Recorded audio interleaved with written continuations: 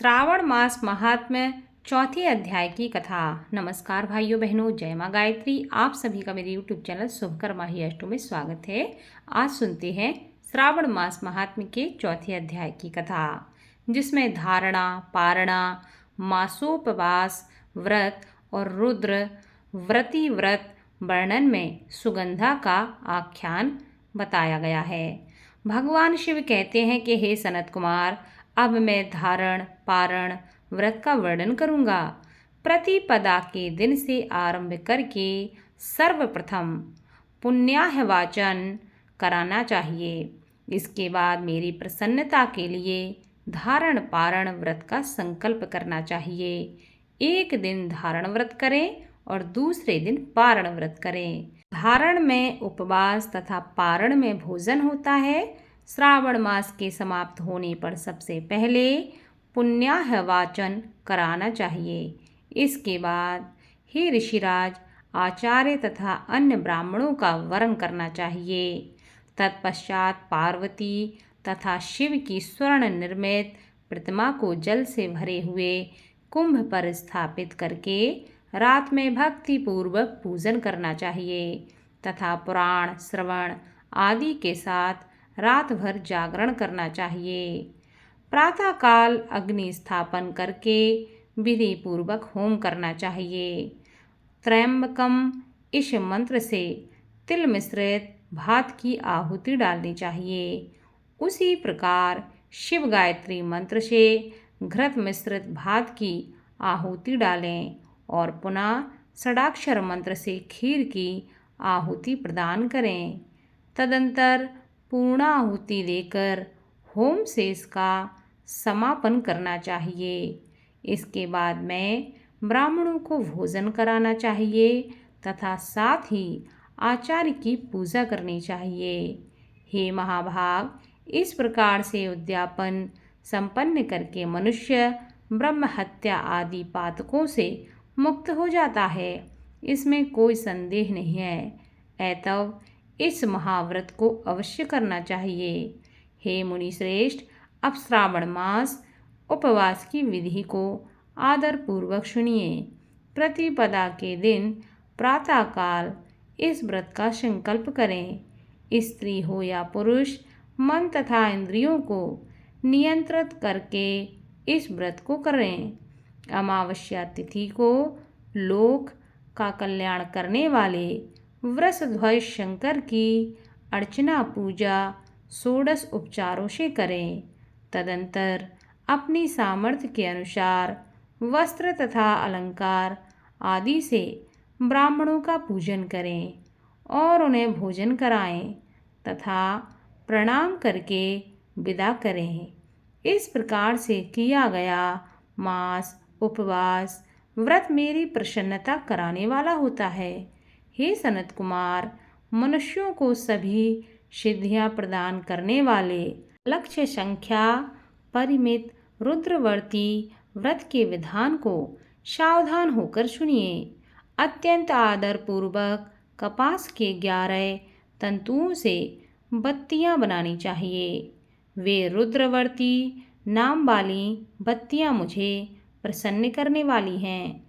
मैं श्रावण मास में भक्ति पूर्वक दीवान के देव गौरीपति महादेव का इन 1 लक्ष्य संख्या वाली बत्तियों से नीराजन करूँगा।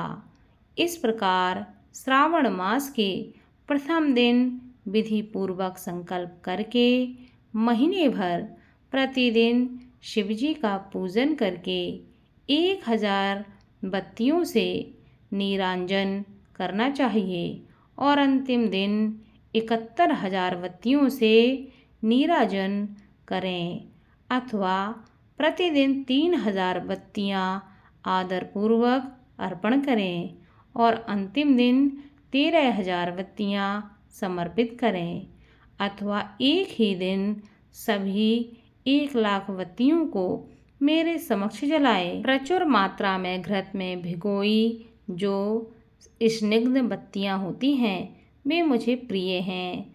तत्पश्चात मुझ विश्वेश्वर का पूजन करके कथा श्रवण करें।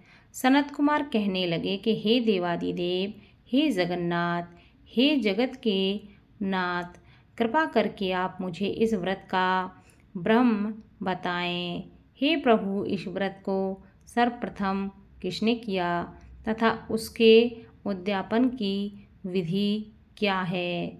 भगवान कहने लगे कि हे ऋषिराज, व्रतों में उत्तम इस रुद्रवर्ती व्रत के विषय में सावधान होकर सुने।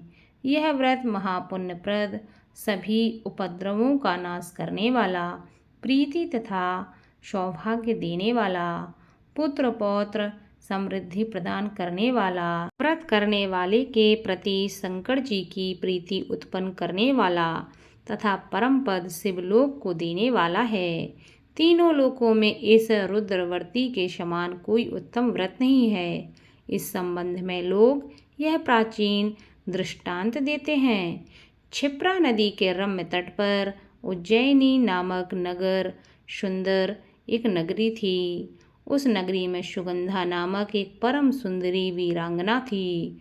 उसने अपने साथ संसर्ग के लिए अत्यंत दुस्सह शुल्क निश्चय किया था। 100 स्वर्ण मुद्रा देकर संसर्ग करने की शर्त रखी थी। उस सुगंधा ने युवकों तथा ब्राह्मणों को भ्रष्ट कर दिया था। उसने राजाओं तथा राजकुमारों को नग्न करके उनके आभूषण आदि लेकर उनका बहुत तिरस्कार किया था। इस प्रकार उस सुगंधा ने बहुत लोगों को लूटा था।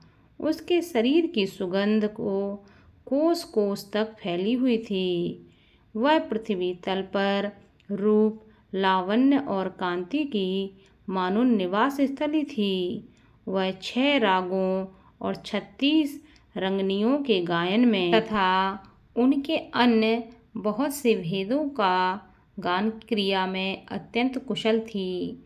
वह नृत्य में रंभा आदि देवांगनाओं को भी तिरस्कृत कर देती थी। वह अपने एक एक पग पर अपनी गति हाथियों तथा हंसों का उपहास करती थी। किसी दिन वह सुगंधा कटाक्षों तथा भौय चालान के द्वारा काम बाणों को छोड़ती हुई क्रीड़ा करने के विचार से क्षिप्रा नदी के तट पर गई। उसने ऋषियों के द्वारा सेवित मनोरम नदी को देखा। वहाँ कई विप्र ध्यान में लगे हुए थे तथा कई जप में लीन थे। कई शिवार्चन में रत थे तो कई विष्णु के पूजन में तल्लीन थे। हे महामुने, उसने उन ऋषियों के बीच विराजमान मुनि वशिष्ठ को देखा। उनके दर्शन के प्रभाव से उसकी बुद्धि धर्म में प्रवृत्त हो गई। जीवन तथा विशेष रूप से विषयों से उसकी विरक्ति हो गई। वह अपना सिर झुकाकर बार बार मुनि को प्रणाम करके अपने पाँवों की निवृत्ति के लिए मुनिश्रेष्ठ वशिष्ठ जी से कहने लगी। सुगंधा कहती है कि हे अनाथों के नाथ, हे विप्रेंद्र, मैंने बहुत से पाप किए हैं। अतः हे प्रभु, उन समस्त पापों के नाश के लिए मुझे उपाय बताएं। ईश्वर कहने लगे कि हे सनत कुमार, उस सुगंधा के इस प्रकार कहने पर वे दीन वत्सल मुनि वशिष्ठ अपनी ज्ञान दृष्टि से उनके कर्मों को जानकर आदर पूर्वक कहने लगे। वशिष्ठ मुनि ने कहा, तुम सावधान होकर सुनो। जिस पुण्य से तुम्हारे पाप का पूर्ण रूप से नाश हो जाएगा, वह शव मैं तुमसे अब कह रहा हूँ। हे भद्रे, 3 लोकों में विख्यात वाराणसी में जाओ। वहाँ जाकर 3 लोकों में दुर्लभ महान पुण्य देने वाले तथा शिव के लिए अत्यंत प्रीतिकर रुद्रवर्ती नामक व्रत को उस क्षेत्र में करो। हे भद्रे, इस व्रत को करके तुम परम गति को प्राप्त होगी। ईश्वर कहते हैं, तब उसने अपना धन लेकर सेवक तथा मित्र सहित काशी में जाकर वशिष्ठ के द्वारा बताए गए विधान के अनुसार व्रत किया। इस प्रकार उस व्रत के प्रभाव से वह सशरीर उस शिवलिंग में विलीन हो गई। हे सनत कुमार, इस प्रकार जो स्त्री इस परम दुर्लभ व्रत को करते हैं, या करती हैं, वह जिस जिस अभीष्ट पदार्थ की इच्छा करती हैं, उन्हें वह निसंदेह प्राप्त करते हैं। हे सुब्रत, आप अपने मणिक्यवर्तियों का महात्म्य सुनिए। हे विप्रेंद्र, उन मणिक्यवर्तियों के व्रत से स्त्री मेरे अर्ध आसन की अधिकारिणी हो जाती है और महाप्रलय पर्यंत वह मेरे लिए प्रिय रहती है। अब मैं इस व्रत का संपूर्णता के लिए उद्यापन का विधान बतलाऊंगा। चांदी से बनी हुई नंदीश्वर की मूर्ति पर आसीन सुवर्णमय भगवान शिव की पार्वती सहित प्रतिमा को कलश पर स्थापित करना चाहिए और विधि के साथ पूजन करके रात्रि में जागरण करना चाहिए। इसके बाद प्रातःकाल नदी में निर्मल जल में विधि पूर्वक स्नान करके 11 ब्राह्मणों सहित आचार्य का वर्ण करना चाहिए। तत्पश्चात रुद्र सूक्त से अथवा गायत्री से अपना मूल मंत्र से घृत खीर तथा बेलपत्रों का होम करना चाहिए। उसके बाद पूर्णाहुति होम करके आचार आदि की विधिवत पूजा करनी चाहिए तथा सप्तनीक 11 उत्तम विप्रों का भोजन कराना चाहिए। हे सनत कुमार, जो स्त्री इस प्रकार व्रत करती है वह समस्त पापों से मुक्त हो जाती है। तत्पश्चात विधान पूर्वक कथा सुनकर स्थापित की गई समस्त सामग्री ब्राह्मण को दे देनी चाहिए। इससे निश्चय रूप से 1000 अश्वमेध यज्ञों का फल प्राप्त होता है। ईश्वर सनत कुमार संवाद में श्रावण मास महात्म्य में धारणा पारणा मासोपवास रुद्रवर्ती कथन नामक चौथा अध्याय संपूर्ण हुआ।